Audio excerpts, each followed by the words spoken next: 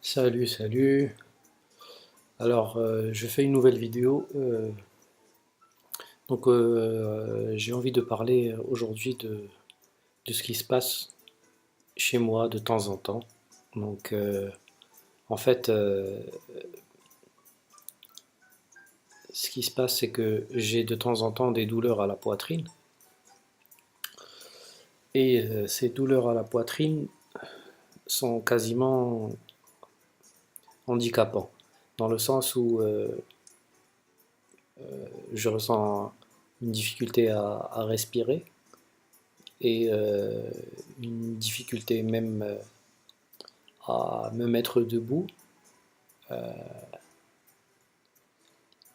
Ma tête commence à tourner et puis voilà, j'ai le vertige. Je commence à avoir le vertige. Donc ce sera juste une vidéo courte, ce sera juste une petite vidéo pour vous parler justement de la douleur à la poitrine qui est causée chez moi par des crises d'angoisse euh, qui n'ont aucune origine. C'est-à-dire que on peut être assis, peut être assis comme ça en train de rien faire et tout d'un coup on a une crise d'angoisse.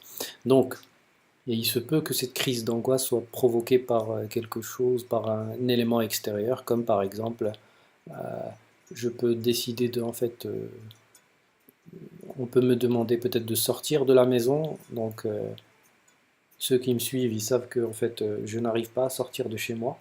Donc lorsqu'on m'oblige à sortir de chez moi, ou lorsqu'on me demande en fait d'aller chercher, d'aller faire des courses à l'extérieur. Donc là c'est l'une des causes de la crise d'angoisse. Donc dans ce, pour ce qui concerne aujourd'hui, ma crise d'angoisse, elle n'a vraiment aucune cause. Je me suis réveillé, comme d'habitude, j'ai fait pas mal de cauchemars. Donc je me suis réveillé et j'étais déjà pas bien. Donc comme d'habitude, j'ai fait mon sport. Donc j'ai fait mes 15-20 minutes de vélo. Euh, j'ai pris mon petit déjeuner et juste après, euh, comme d'habitude, je me suis posé dans ma chambre. Et c'est là que la crise a commencé. Donc des douleurs à la poitrine incontrôlables. Et ça s'est manifesté d'un coup. Donc je n'avais en fait aucune raison d'avoir cette crise. Mais le fait de trop penser, le fait d'être toujours en train de réfléchir et de penser et avoir un cerveau qui n'arrête pas en fait de penser et qui ne prend aucune pause, euh, ça veut dire qu'il va penser de 8 heures du matin, du réveil jusqu'au moment où je m'endors, et lorsque je m'endors, je dois faire des cauchemars. Donc je dois faire des cauchemars, et des cauchemars dont je me rappelle pratiquement tout le temps. Donc je pense que je suis encore un peu, je ne suis pas encore assez vieux pour que ces crises d'angoisse provoquent en fait quelque chose de plus grave, peut-être une crise cardiaque. Mais je peux dire que ce sont des crises qui sont très intenses et qui sont handicapantes. Donc euh, il m'arrive même d'avoir une perte de la vision. Donc je n'arrive plus à voir en fait devant moi. Et ça c'est souvent dangereux lorsqu'on est en train de conduire. Voilà, donc en fait je voulais parler juste de ça, de ce que j'ai vécu ce matin. Et en fait venir et faire cette vidéo, ça me permet en fait d'évacuer ce stress ce stress omniprésent, et ce stress qui vit avec moi, ce stress qui est devenu moi. Donc il y a des gens qui stressent à cause du boulot, à cause des examens, à cause de problèmes familiaux, etc. Mais moi, je stresse pour rien. Et c'est ça qui est drôle. C'est que je n'ai aucune raison de stresser, et puis malgré ça, il faut que je stresse. Il faut que je stresse. Et, euh, et vu que je peux pas parler, je peux pas discuter de ces choses-là avec le monde extérieur, parce que bon, les gens n'aiment pas entendre des histoires. Les gens évitent, en fait, les gens te tournent le dos lorsque tu vas commencer à leur parler, en fait, de problèmes. Euh, et même des psychiatres, je veux dire, même des psychiatres qui normalement sont payés pour t'écouter. Il se peut que lorsque tu vas décrire tes problèmes, tu vas par exemple décrire tes problèmes, et lorsque le psychiatre va te proposer une première solution, lorsque tu vas dire que cette solution, tu l'as déjà testée, et que ça n'a pas donné les résultats escomptés, donc tu n'as pas eu le résultat escompté, donc euh, lorsque en fait tu vas insister, et tu vas insister, et tu vas dire, tu vas continuer sur ta même, sur ta même ligne, et tu vas quand même dire que en fait les médicaments, ça n'a pas permis en fait de soulager de façon pas définitive, mais au moins de façon radicale le- la, la crise d'angoisse ou les douleurs de poitrine. Donc, lorsque tu vas dire ça à ton psychiatre une première fois, une deuxième fois, une troisième fois, et lorsqu'il va avoir épuisé en fait, toutes ces solutions, toutes les solutions, toutes ces propositions, ben là, tu peux tomber dans de la confrontation. Et puis, certains psychiatres vont même aller jusqu'à te réprimander. Donc, te dire que, en fait, qu'il ne peut rien faire pour toi, et que c'est presque de ta faute, en fait, il va te le faire comprendre. Voilà. Donc, la douleur à la poitrine.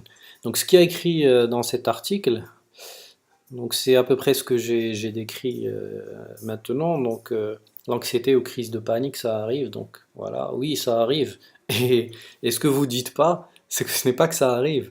Ça fait mal, ça fait mal, ça fait mal, c'est handicapant et c'est douloureux. Et ce sont des choses que l'on aimerait bien éviter. Parce que, surtout lorsqu'on est foudroyé justement d'une douleur à la poitrine comme ça, inexplicable, un week-end d'été, voilà. Un week-end d'été, euh, les gens sont à la plage, les gens sont de bonne humeur en général. Aujourd'hui, les gens doivent être de bonne humeur, il fait super beau, il fait super chaud, mais votre humble serviteur, eh ben, lui, il est angoissé, sans raison. Donc, la douleur de la poitrine se manifestant au cours d'une crise d'angoisse, exactement, ressemble parfois à une douleur d'origine cardiaque ou un infarctus. Exactement, parce que des fois j'ai même une douleur qui me va jusqu'à l'avant-bras. Ok. Donc, j'ai même des douleurs à l'avant-bras. Donc, au biceps, ça veut dire au niveau du biceps, et puis ça descend au coude, et ça descend à l'avant-bras. Donc, des fois ça descend à l'avant-bras, des fois j'ai même des douleurs au cou. Donc toute la partie gauche, en fait, l'avant-bras gauche, etc., tout ce qui est peut-être relié, tout ce qui est symptôme en fait d'une crise cardiaque, mais je n'ai jamais eu de crise cardiaque jusqu'à présent. Donc voilà, l'intensité augmente avec la respiration profonde. Oui, la douleur ne dure que quelques minutes.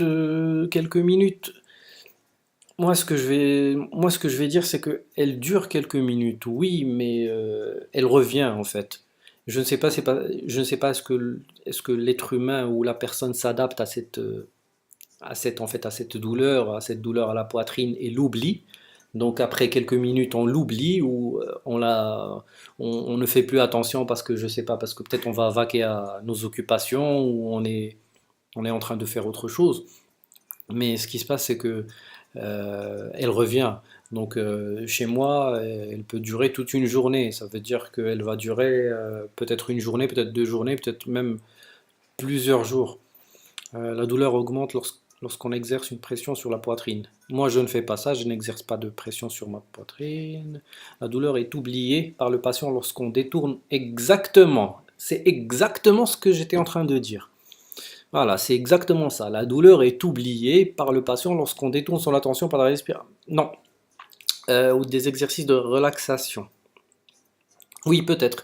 Mais lorsque l'attention est détournée, ça veut dire lorsqu'on ne pense plus à la douleur même, donc là, en fait, on oublie cette douleur. Oui, la douleur est généralement accompagnée de brûlures d'estomac, ça non, chez moi non. Un engourdissement des lèvres, des flatulences. Non, pas nécessairement, ou peut-être j'ai pas fait attention, mais chez moi, ce n'est pas le cas. Donc, la douleur de la poitrine lors d'une crise d'angoisse est liée à une production d'adrénaline qui va accélérer le rythme cardiaque et contracturer les muscles. Ouais, il est donc tout à fait possible de ressentir des palpitations et des douleurs dans la poitrine. La crise d'angoisse est généralement liée au stress.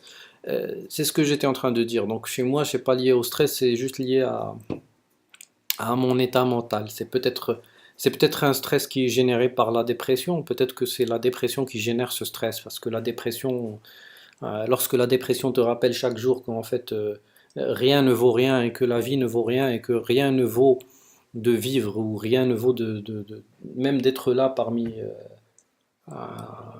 parmi les vivants, parmi les êtres humains. Donc, lorsqu'elle nous rappelle indirectement ou directement lorsqu'elle nous fait ce constat, en fait, ou lorsqu'elle nous impose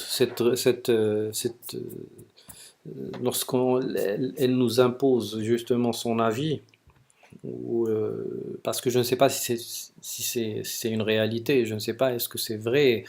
Euh, Ça peut être vrai dans certains cas, ça peut être vrai, ça peut être ne pas vrai, ça peut ne pas être vrai dans d'autres cas. Je veux dire, la valeur d'une vie ou la valeur d'une vie dépend en fait de celui qui la vit. Euh, c'est lui seul qui peut juger en fait de ce que vaut sa vie. Et puis voilà.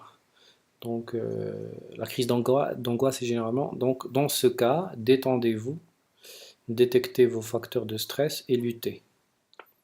Donc voilà, ça c'était juste en fait un petit article pour m'aider en fait, euh, pour m'aider à parler justement en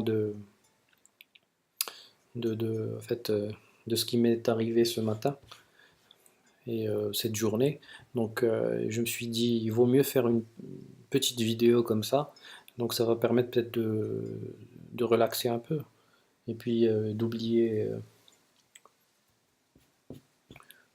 cette douleur. Donc voilà. Et puis à la prochaine comme toujours. Et puis comme je le dis souvent, la qualité de vie, elle dépend en fait de celui qui la vit. Donc, on ne peut pas juger en fait, on peut pas juger à la place de l'autre, on ne peut pas décider à la place de quelqu'un d'autre. Donc, si une personne décide ou dit que en fait euh, qu'il ne peut plus vivre, euh, ça reste sa décision. C'est lui c'est lui qui connaît les conséquences en fait de sa décision. Donc, il sait très bien que il sait très bien, il peut faire le pour et le contre de son passé, de son probable futur et de son présent, et puis il peut, il peut justement décider de ce qui est bien pour lui en fonction de ce qu'il a vécu et ce qu'il vit et ce qu'il va sûrement vivre. Parce que le passé quand même nous donne une bonne indication de ce qui risque de se passer dans le futur. C'est pour ça qu'on a des cours d'histoire. C'est pour ça que les gens étudient l'histoire à l'école. Sinon, Sinon, pourquoi les élèves étudient l'histoire à l'école, justement? Pourquoi ils gaspillent leur temps à étudier l'histoire? Si c'est du passé, si c'est... Parce que le passé, ou ce qui s'est passé, ça donne quand même une bonne indication de ce qui risque de se passer, même si ça va se passer d'une façon différente, mais et ça nous permet de mieux appréhender ou de mieux comprendre, justement, de mieux comprendre et de mieux affronter les, les événements qui vont arriver et de mieux comprendre qu'est-ce qui peut potentiellement arriver. Voilà, avec une certaine certitude. Voilà, grosso modo. Donc, bon voilà, je vous laisse parce que sinon on va... J'avais dit que j'allais faire une vidéo courte, donc on la garde courte. À la prochaine.